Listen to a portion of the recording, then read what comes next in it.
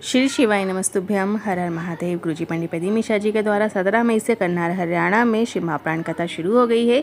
7 दिवसीय शिव महाप्राण कथा है, जिसका श्रवण आप 17 मई से 13 मई 2026 में आज सचना यूट्यूब के माध्यम से लाइव 1 बजे से 4 बजे तक कर सकते हैं।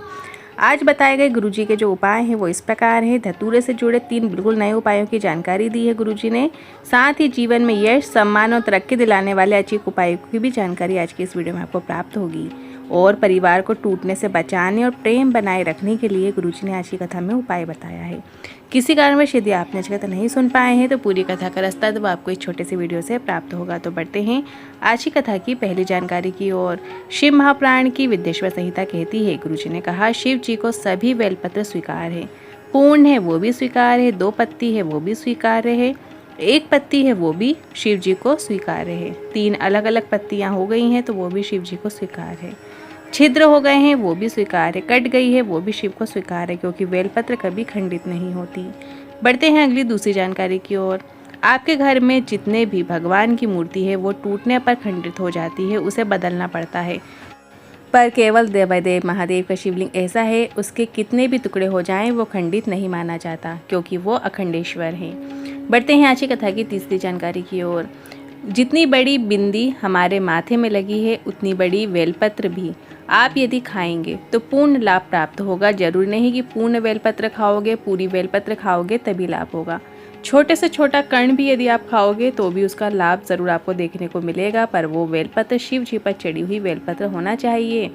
बढ़ते हैं अगली चौथी जानकारी की ओर। जब रात्रि में नींद नहीं आती, नींद की गोली खाते हो, आज ही प्रैक्टिकल करके ज़रूर देखो। शिव जी की 5 बेटियों का नाम लीजिए, जया, विशेरा, सामली वाली, दौतली और देव। इन शिव जी की जो 5 पुत्रियां हैं, इनका नाम लेकर शिव जी पर चढ़ा हुआ जल का 5 बार आप यदि आचमन कर लेते हैं, या फिर रुद्राक्ष का जल आपके पास है, उस जल का आचमन आपको 5 बार करना है। जैसे आपने अपने हाथ की हथेली में थोड़ा सा जल लिया और जया कहा, शिव जी की पहली पुत्री जया, तो उसका नाम लेकर आचमन करो। फिर दूसरी बार विशेहरा नाम लेना है, फिर आचमन करो। तीसरी बार अपने हाथ की हथेली में थोड़ा सा जल लेना है और आपको फिर सामली वाली का नाम लेते हुए फिर आचमन कर लेना है। इस तरीके से दौतली और देव, इस तरीके से 5 बार आचमन आपको करना है। ऐसी नींद आएगी कि सुबह 4:30 या 5 बजे ही आपकी नींद खुलेगी। बढ़ते हैं अगली 5वीं जानकारी की ओर। गुरुजी ने कहा, आजकल बहुत फ्रॉड चल रहा है। गुरुजी ने कहा, हमारी आवाज़ का AI का क्लोन करके वीडियो बनाकर डाल रहे हैं और जो मन में आया वो बता देते हैं, हमारी आवाज़ में उनसे बुलवा देते हैं। कई लोग हमारी धर्म पत्नी का मुख किसी और का मुख जोड़कर बता देते हैं और कहते हैं ये गुरु माता हैं, जबकि वो गुरु माता का चेहरा उनके माता पिता और शादी के बाद हमने देखा है। हमारे पड़ोसी और सीहोर वाले ने भी नहीं देखा है, उनके लिए ऐसा वीडियो बनाते हैं।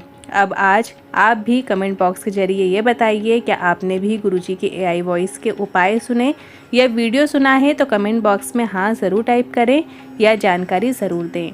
बढ़ते हैं अगली 6वीं जानकारी की ओर। जब भी शिव महाप्राण कथा सीहोर से कही जाती है तो पहले एक फॉर्म भराया जाता है जिसमें लिखा होता है, पास नहीं बेचेंगे, चंदा नहीं मांगोगे, दुकान नहीं बेचोगे, कर्जा लेकर कथा नहीं कराओगे, तभी कथा दी जाती है। बढ़ते हैं अगली 7वीं जानकारी की ओर। एक विशेष उपाय की जानकारी देते हुए गुरुजी ने कहा, यदि आपको यश नहीं मिलता है, अपयश मिलता है, डिप्रेशन मिलता है, दुख और कष्ट मिलता है, तरक्की मिलती नहीं है, तो शिवलिंग पर 2 चीज़ें अर्पित की जाती है।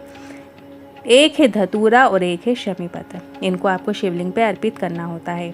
यश प्राप्ति चाहते हैं, डिप्रेशन से बाहर निकलना चाहते हैं, यदि दुख कष्ट जिंदगी में चल रहे हैं, तरक्की नहीं मिल रही है, तो आपको 1 धतूरा और 1 शमी पत्र शिवलिंग पे अर्पित करना प्रारंभ कर देना है।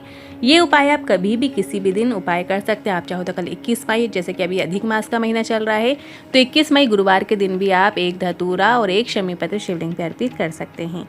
बढ़ते हैं अगली 8वीं जानकारी की ओर। धतूरे को भी 3 तरह से शिवलिंग पर चढ़ाया जाता है। पहला, यदि घर में क्लेश चल रहा है तो धतूरा चढ़ाओ, फिर जल चढ़ाओ। यदि बड़ी बीमारी आ गई है तो धतूरे के साथ लाल और पीला चंदन लगाकर शिवलिंग पे अर्पित किया जाता है। घर में सभी लोग जो हैं वो अलग अलग दिशाओं में जा रहे हैं, कोई किसी की नहीं सुन रहा है, घर टूट रहा है, तो ऐसे में 1 धतूरे के साथ 5 काली तिल शिवलिंग पे अर्पित की जाती है। परिवार के सदस्यों में आपस में प्रेम बढ़ता है और सभी एकजुट होकर साथ रहते हैं। बढ़ते हैं अगली 9वीं जानकारी की ओर। गुरुजी पंडित प्रदीप मिश्रा जी की जो आगामी कथाएं हैं उनकी जानकारी इस प्रकार है।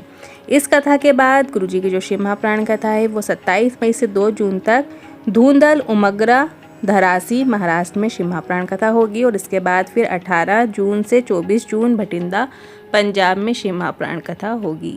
प्राचीन उपाय से जुड़े मन में कोई सवाल या क्वेश्चन है तो कमेंट के जरिए पूछ सकते हैं। वीडियो थोड़ा भी उपयोगी लगा हो तो वीडियो को लाइक करके कमेंट बॉक्स में हर हर महादेव जरूर टाइप कीजिएगा।